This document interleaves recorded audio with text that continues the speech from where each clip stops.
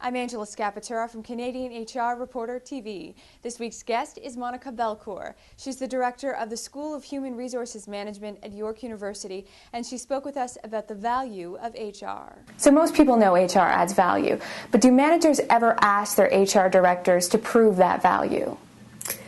I think senior management and boards of directors have to ask HR some very specific questions all the time. The number one is compliance.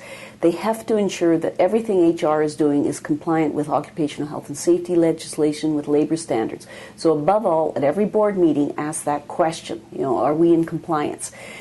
The other thing they have to do is every time HR comes up with a new program, a fad, a trend, whatever, they have to say, develop the business case for me. Show me the cost-benefit analysis that this program, where you're going to send 50 people to a training course, is actually going to result in things that matter to me, outcomes like client satisfaction or client retention or higher profits.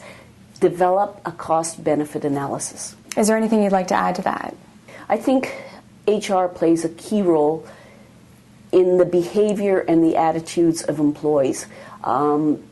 Managers should be asking for a professionally developed employee engagement survey every single year, because if employees' attitudes start to go down, this is like a canary in a mine shaft. It's going to signal that there's going to be problems in the future, because the attitudes will affect behavior, the behavior will affect how people interact with each other and with the clients.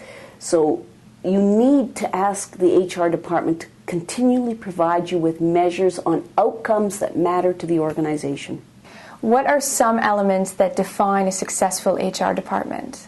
I think that if a manager was surveyed and he could answer this question, has the HR department made it easier for you to do your job? Have they enabled you to achieve higher productivity? And can you tell me specifically what they've done to make that happen?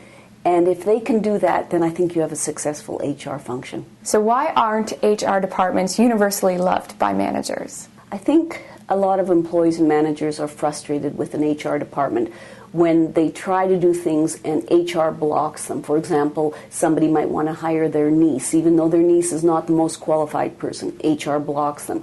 Or they want to hire a secretary very quickly without going through the whole process of behaviorally based interviews and employment testing. And so, again, HR appears to block them. But I think HR is just doing the job so that the outcome is better. But the perception is they're getting in my way and not letting me do what I want to do.